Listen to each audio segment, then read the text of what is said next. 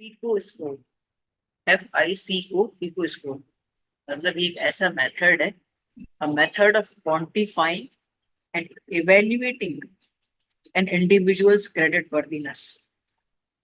मतलब ये एक ऐसा स्कोर है जो हमें बताता है और उसको नंबर्स में डिफाइन करता है और एक इंडिविजुअलिटी को इवेल्युएट करता है कि हमें उसको लोन देना चाहिए या लोन नहीं देना चाहिए। क्रेडिट वर्दीनेस का मतलब क्या है?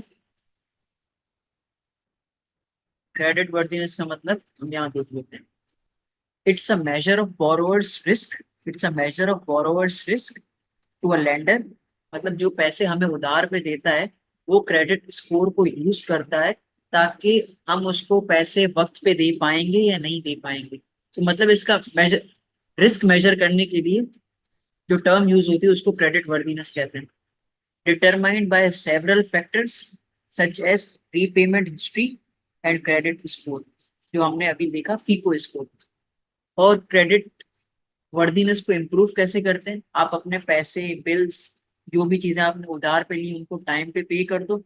अगर आपका डेट लेवल ज्यादा है, फॉर एग्जाम्पल एक कंपनी का डेट है 75% ऑफ इट्स इक्विटी, तो कोशिश कर उसको कम से कम लेता जाएगा तो उसकी क्रेडिट वर्दीनेस बढ़ती जाएगी। जैसे ही उसकी क्रेडिट यूटिलाइजेशन कम होती जाएगी तो ज्यादा से ज्यादा फर्म्स उनको डेट देना पसंद करेंगे।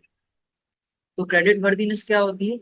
मेजर करती है बोरोवर्स रिस्क फॉर लेंडर, और सेवरल फैक्टर्स होते हैं, रीपेमेंट हिस्ट्री, क्रेडिट स्कोर। और इसको इम्प्रूव कैसे करना है? टाइम पे पैसे जमा करवा दो, बिल भर दो या अपना कर्जा कम कर लो। इस चीज को कहते हैं क्रेडिट वर्दीनेस। ठीक है। अब FICO itself a US based company है। FICO itself a US based company है which stands for Fair Isaac Corporations, as this score is used by 90% of the top lenders in US। और ये 3 digit score होता है जो range करता है 300 से लेके 800 के बीच में। सही है। Based on the information in your credit report, credit report या आपकी, सही, क्रेडिट रिपोर्ट के हिसाब में जो आपको नंबर दिया जाता है उस पर पता चलता है। अभी जो क्रेडिट स्कोर हम निकालते हैं ना, इसकी इवेल्युएशन कहाँ से करते हैं? फाइनेंशियल स्टेटमेंट से करते हैं या K10 रिपोर्ट होती है उससे एनालाइज करते हैं। तो हमने ये देख लिया फीको इटसेल्फ अ कंपनी है, जो यूएस बेस्ड कंपनी है और कंज्यूमर लेंडिंग्स को मतलब डिसीजन लेने के लिए फर्म्स को हेल्प करती है। सही है। और फीको मल्टीपल क्रेडिट स्कोरिंग मॉडल्स को फॉलो करती है, जैसे फीको 5 है, फीको 8 है, फीको 9 है, फीको 10 है। तो ये आप गूगल पे देख सकते हो, बहुत सारे स्कोर्स में ये डील करती है फीको कंपनी। लेकिन जनरली सब में कोई खास फर्क नहीं, थोड़ा थोड़ा वेरिएशन है। अब इसकी रेंजेस की बात कर लेते हैं। अब जैसे 300 से लेके 580 या 570 तक पुअर है, 580 से 669 तक फेयर है, गुड है, वेरी गुड है, एक्सेप्शनल है। मतलब 800 से 850 बहुत कम लोगों का होता है।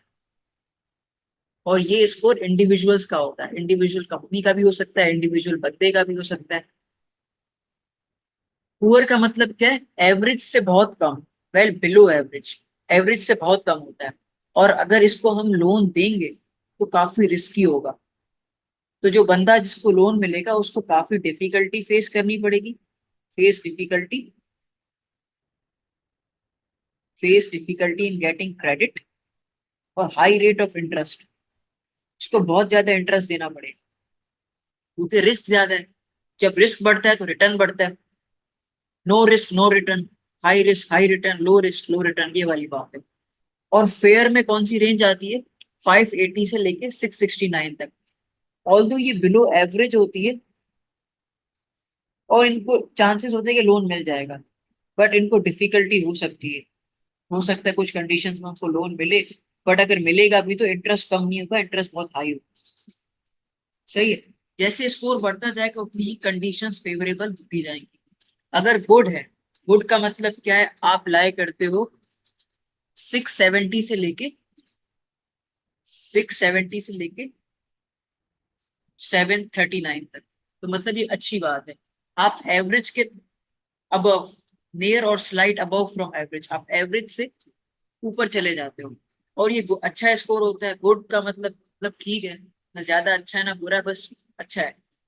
Every easy approve with reasonable terms, मतलब जो मार्केट रेट होता है, रीजनेबल टर्म्स होती हैं, जो हर कस्टमर्स के साथ डील किया जाता है, वो टर्म्स होती है, मतलब कॉमन ट्रीटमेंट होगी।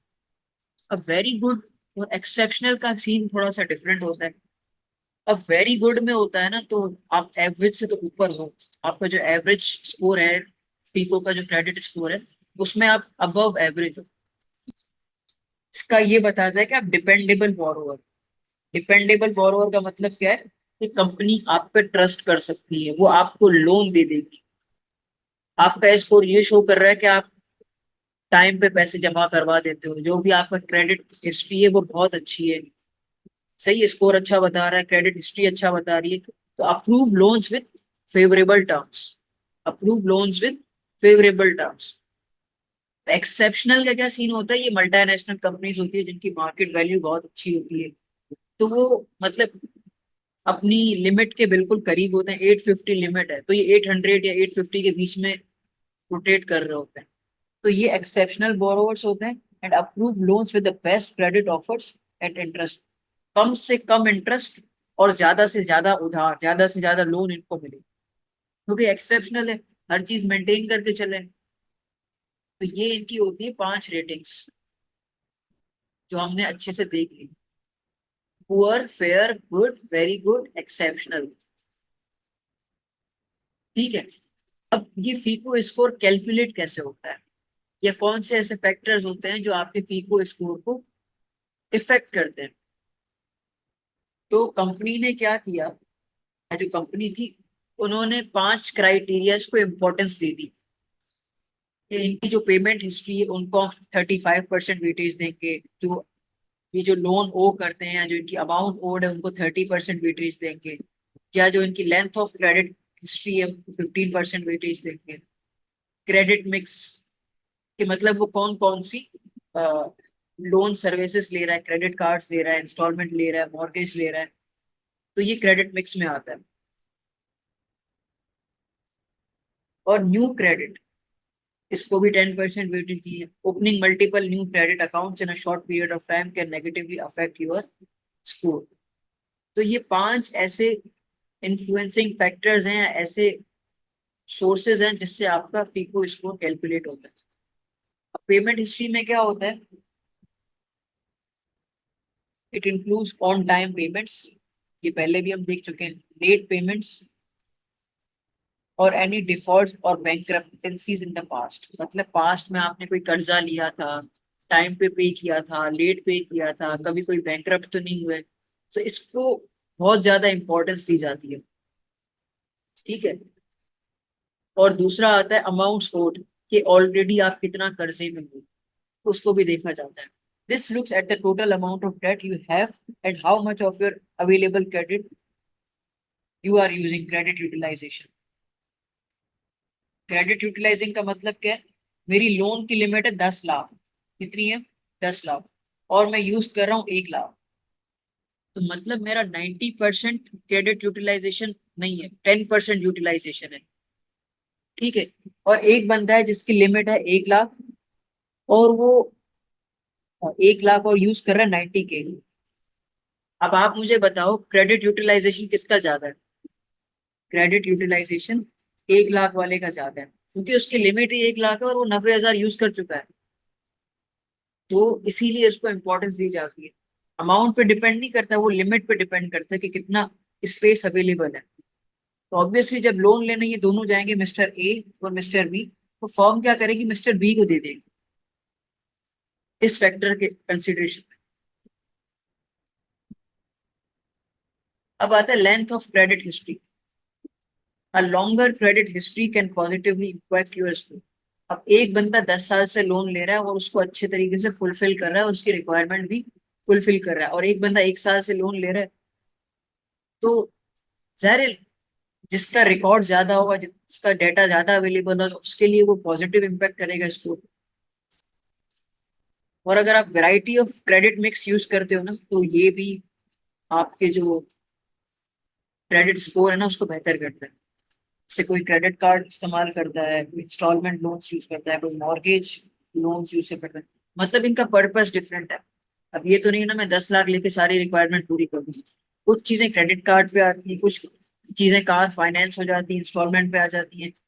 कोई मुझे प्रॉपर्टी परचेज करनी है तो मैं कुछ सिक्योरिटी में रखवा लूंगा, तो ऐसे मिक्स करके चलूंगा ना, पोर्टफोलियो बना के चलूंगा, तो उससे मेरा क्रेडिट स्कोर अच्छा होगा और बेहतर रहेगा। बोलते हैं ना, सारे अंडे एक ही टोकरी में नहीं रखनी चाहिए, टूट गए तो सब गए, तो ये वो वाली बात है। और new credits, opening multiple new credits accounts in a short period of time can negatively affect your score. चाहे अचानक से आप नए नए क्रेडिट्स हायर करने की कोशिश करोगे, अकाउंट्स खोलोगे, इसका मतलब ये है ना कि आप बैंकरप्ट होने वाले हो, आपके पास पैसे नहीं है, आपके खर्चे तो बहुत ज्यादा हैं और लेकिन आपकी इनकम्स बहुत कम है। अब इनकी इंपॉर्टेंस के हिसाब से इन्होंने इनको वेटेजेस दी हुई, और इस वेटेजेस के बेसिस पे ही हमारा आपका फीको स्कोर निकलता है। अब जिस क्राइटेरिया में वो आ जाए, poor, fair, good, very good, exceptional, तो उसके हिसाब से लोन वाला आपको डील करेगा। अब इसको इम्प्रूव कैसे करना है? अपने बिल्स टाइम पे दे दो, किसी को तड़पाओ नहीं, पैसे लिए पैसे टाइम पे दे दो, अपने वर्ड्स पे स्टैंड करो, ठीक है, और अपना कर्जा कम से कम करो। लोअर योर क्रेडिट यूटिलाइजेशन, जो मैंने अब ऊपर एक एग्जांपल दी थी, by paying down existing debt can improve score. और ज्यादा से ज्यादा अकाउंट्स खोलने से अवॉइड करो, avoid opening many new accounts, this can lower your average account age and negatively affect your. Check your credit reports for error, कि credit report में आपको गलत स्कोर तो नहीं दिया, आपकी आपके हिसाब से आपका स्कोर बहुत अच्छा आना चाहिए, बट कुछ गलतियों की वजह से आपका स्कोर अच्छा नहीं रह पाया। Regularly review your credit report and disputing any inaccuracies can help maintain a good score. Maintain a mix of credit types. Credit cards, installments, and other types of credit can be beneficial. मतलब इससे आपका risk spread हो जाता है, आपको थोड़ा gap मिल जाता है, टाइम मिल जाता है। एक इंस्टॉलमेंट भर दी, फिर क्रेडिट कार्ड की इंस्टॉलमेंट भर दी, तो ये जितना भी स्कोर है ये यूएस बेस्ड है। तो यूएस में 3 एक्सपीरियंस होती है, फीको है, और कंपनीज है जो इंडिविजुअल्स को स्कोर देती है, तो उसके बेसिस पे फाइनेंशियल इंस्टीट्यूशन डिसीजन लेते हैं और आपको लोन देते हैं या लोन नहीं देते हैं।